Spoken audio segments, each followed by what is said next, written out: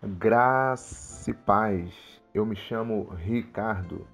Estou aqui para dar um reforço na matéria escatologia. Se você não se inscreveu ainda no canal, por favor, não deixe de se inscrever. Acione o sininho para que você possa ser notificado todas as vezes que nós postarmos um vídeo. Vamos lá, vamos dar continuidade a essa missão teológica desenvolvida pela GEAB. GEAB quer dizer Jesus é a Esperança da África e do Brasil, e pelo IBV. IBV quer dizer Instituto Bíblico Vida. Abra a sua apostila aí.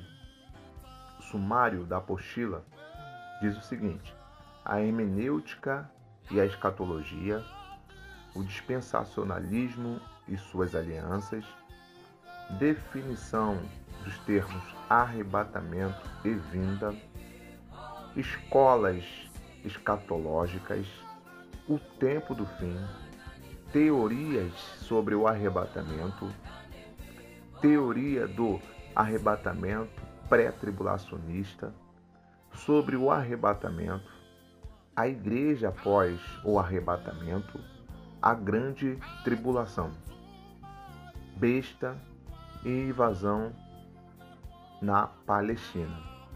Esse é o sumário da sua apostila. Caso você ainda não tenha adquirido a sua apostila, não deixe de pedir. Basta solicitar que nós enviaremos a sua apostila eletrônica. Antes de falarmos sobre o primeiro tópico, a hermenêutica e a escatologia, vamos ver o significado de escatologia. No grego, scatos significa último, logos, estudo. Em suma, o primeiro significado de escatologia no grego: estudos dos últimos fatos ou doutrina que trata do destino final do homem e do mundo. O segundo significado da palavra escatologia, na língua portuguesa, significa o seguinte: análise de excrementos. Olha que interessante. O significado da palavra escatologia na língua portuguesa é análise de excrementos, ou fezes. O porquê esse duplo significado? Então, esse duplo significado vem da etimologia da palavra, ou raiz da palavra. Por favor, pesquise um pouco mais para que você possa entender. Porém, nós vamos atentar para o primeiro significado, que é estudo dos últimos fatos ou doutrinas que tratam do destino final do homem e do mundo. Hermenêutica e a escatologia. O porquê a apostila começou a falar sobre a hermenêutica e a escatologia? Porque se nós não atentarmos para a maneira correta de interpretarmos as Escrituras, nós não vamos entender as profecias escatológicas. Logo, nós não entenderemos o que de fato irá acontecer nos últimos tempos, ou o que irá acontecer com o homem e com o mundo. Por isso que nós devemos atentar para a maneira correta de interpretar as Escrituras.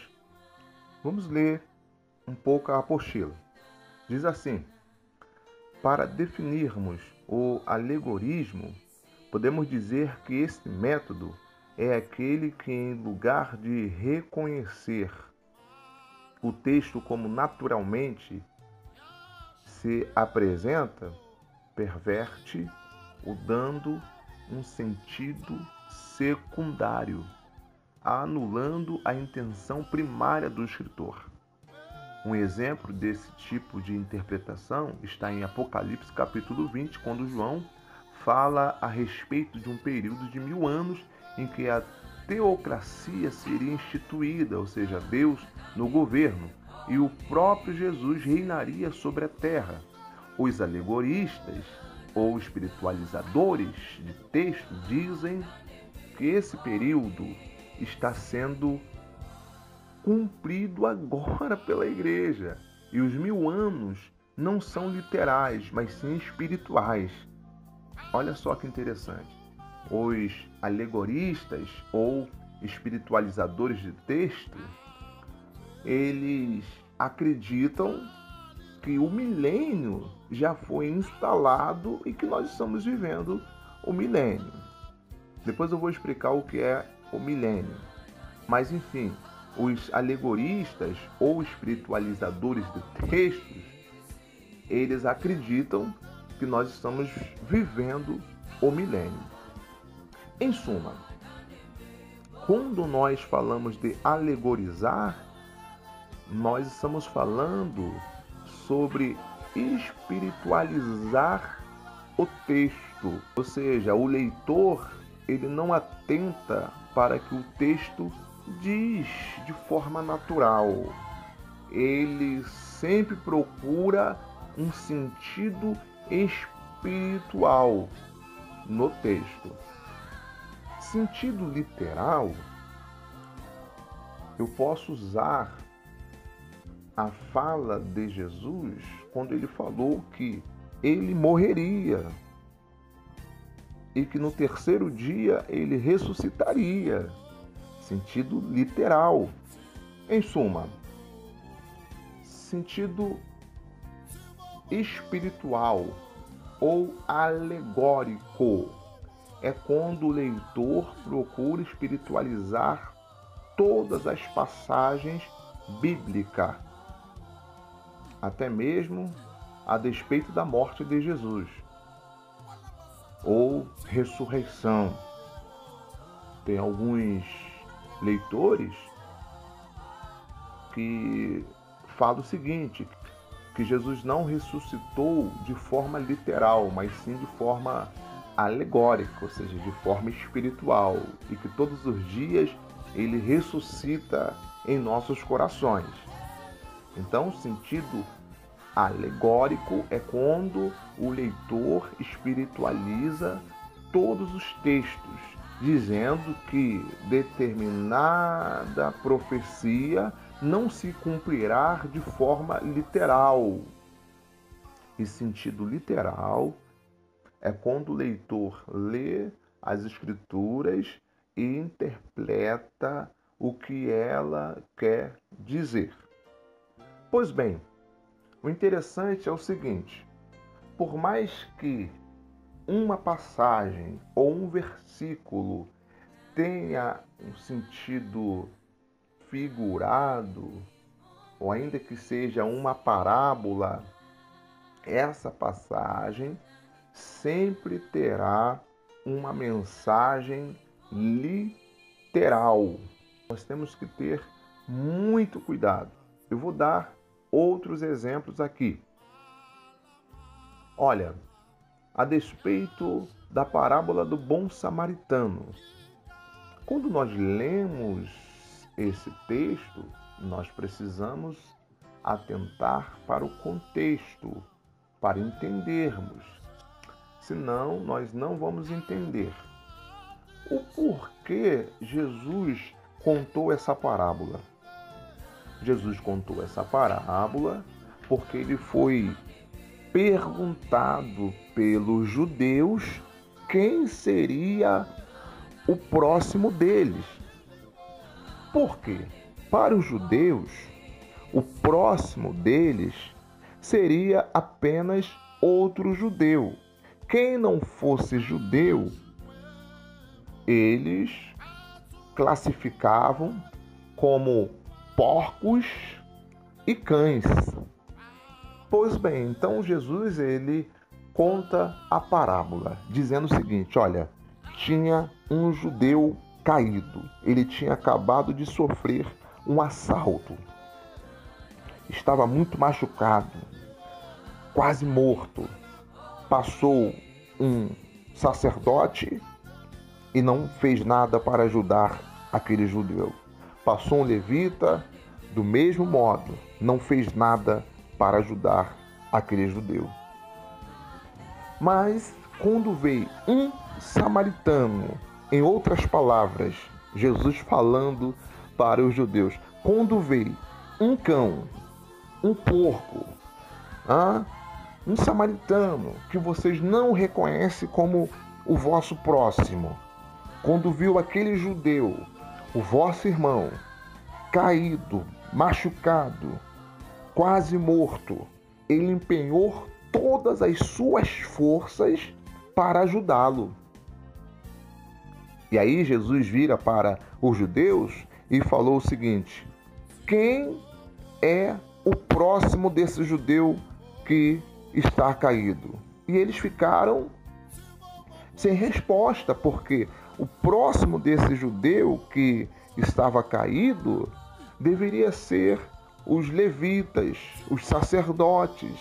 Sim, eles deveriam se preocupar com aquele judeu que estava caído, mas não se preocuparam. Então, Jesus, ele afirmou que o próximo desse judeu que estava caído seria o samaritano. Sim, justamente os samaritanos que os judeus tinham como cães e como porcos. Qual é o sentido literal dessa parábola? O sentido literal dessa parábola é o seguinte: Jesus estava querendo falar para aqueles judeus que o próximo é quem esteja precisando de ajuda, independente da sua nacionalidade. Sim, é exatamente isso que Jesus estava querendo falar para aqueles judeus. Então, o que normalmente nós fazemos? Nós alegorizamos. Nós damos um sentido espiritual para essa parábola. E aí, nós começamos a falar o seguinte, que, olha, aquele judeu que estava caído, ele foi ferido pelo sacerdote, pelo levita. Por isso que eles passaram e não fizeram nada para ajudá-lo. Quem sabe não tenha sido eles mesmos que tenha ferido aquele judeu. Não é assim que acontece?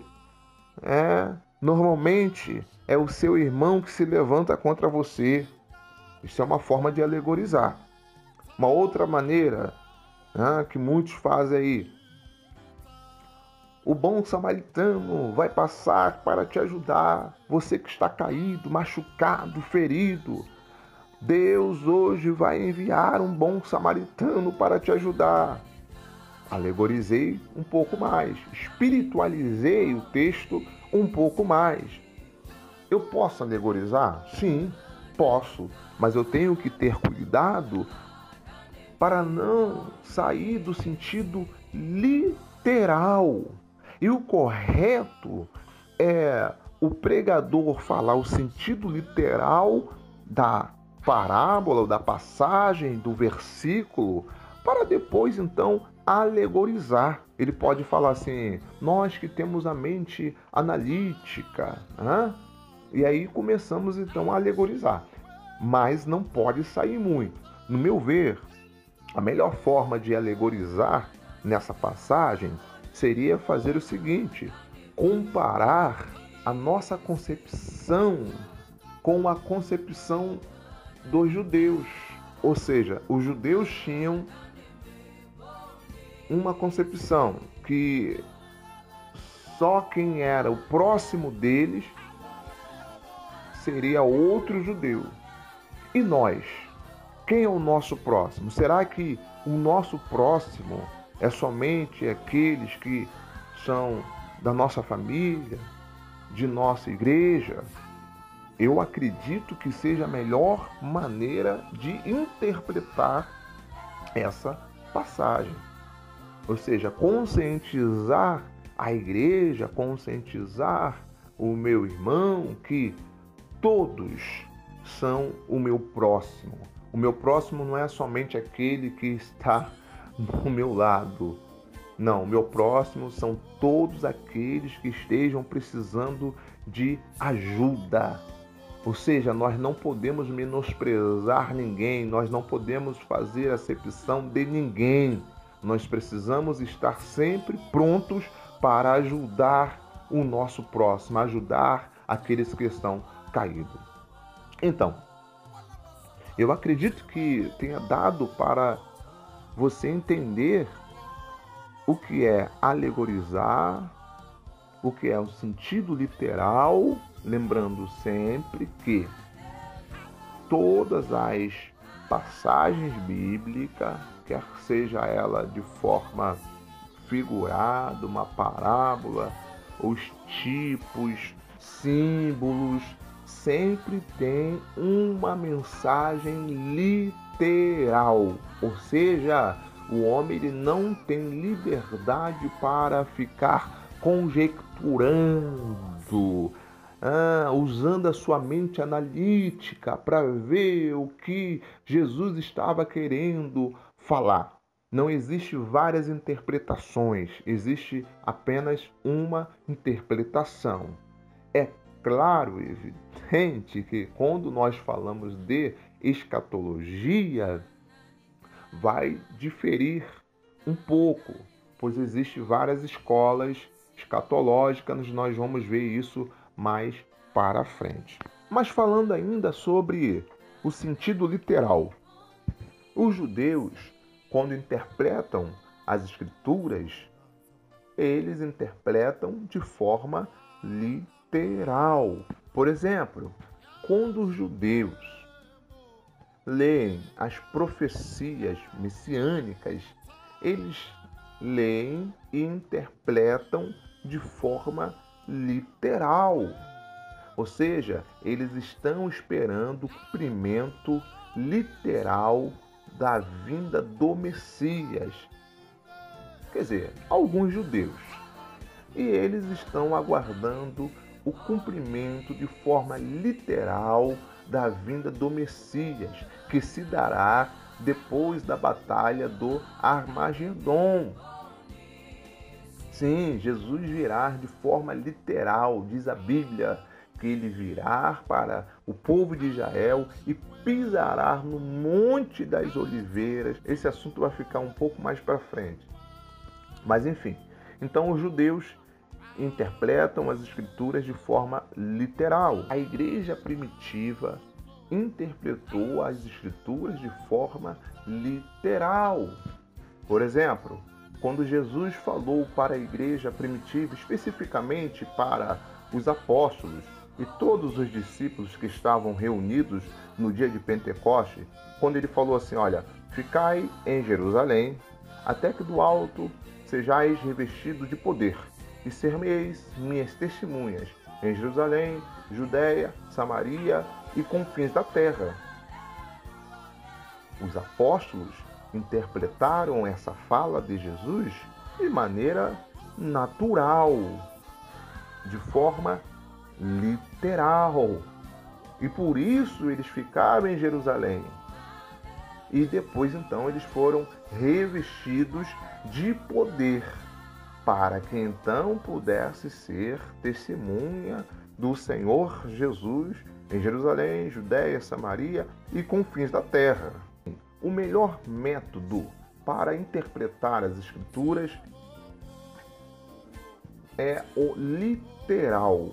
Antes de passar para o segundo tópico, o dispensacionalismo e suas alianças, eu gostaria de falar ainda sobre o método de interpretar as Escrituras, porque essa matéria ela é muito vasta.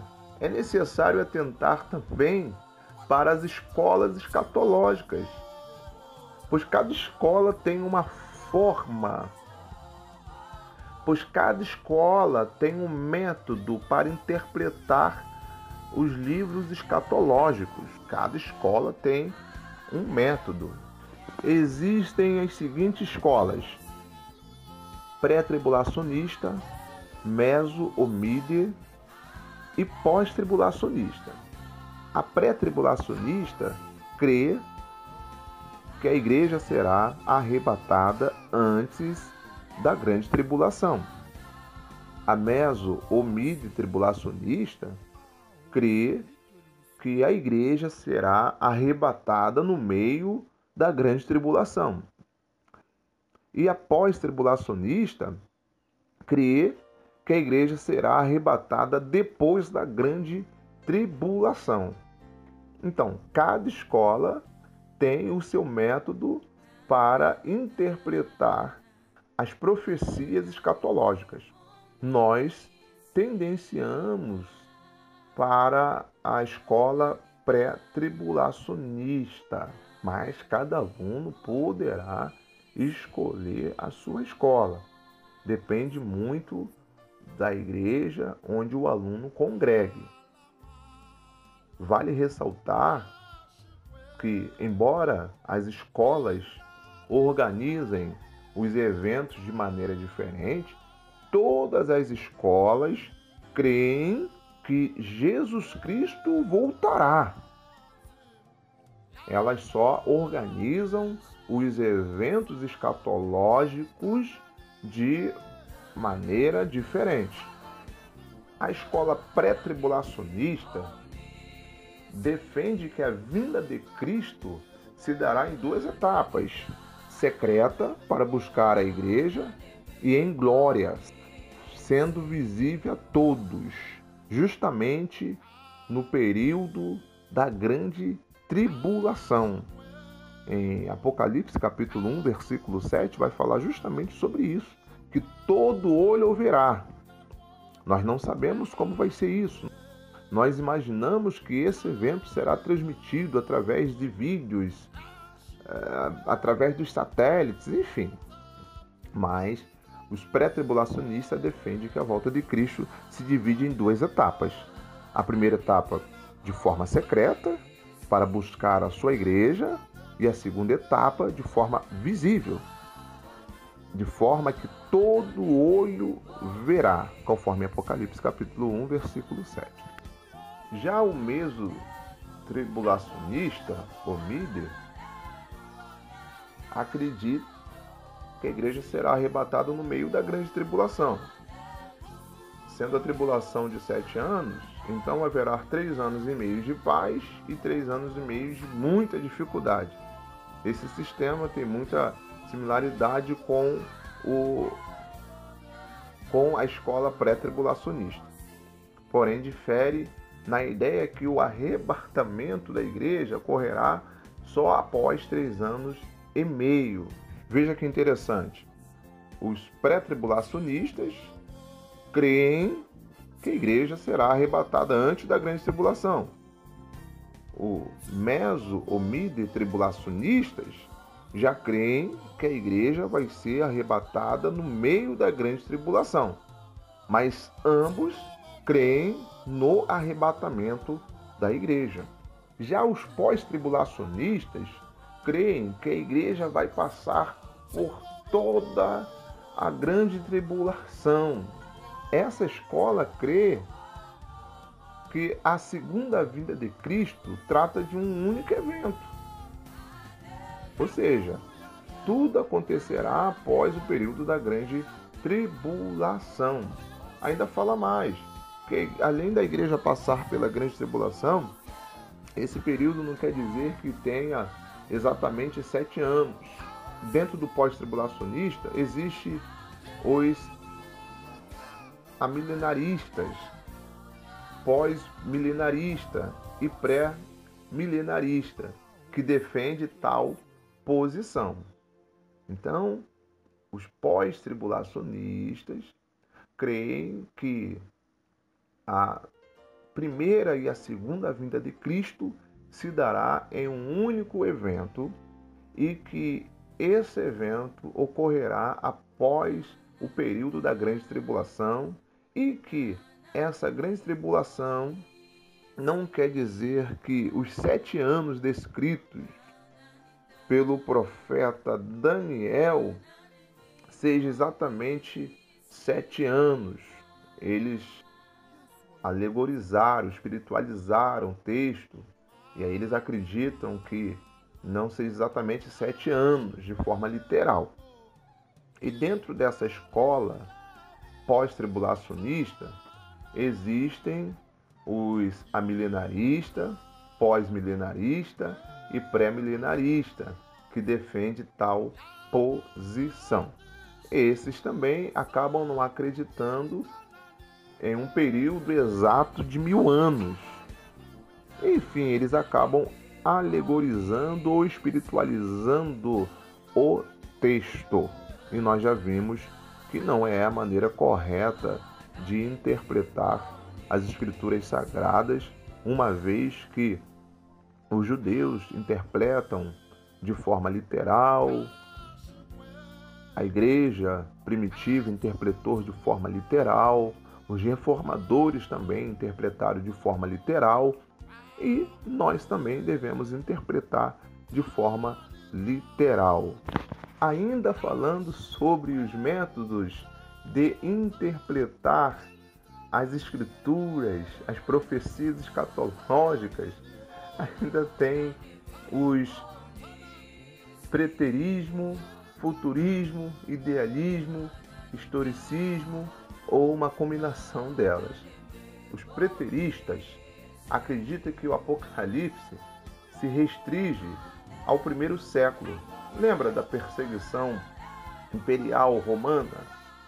Então, os preteristas acreditam que todas as profecias do livro de Apocalipse se cumpriram na época das perseguições imperiais romanas.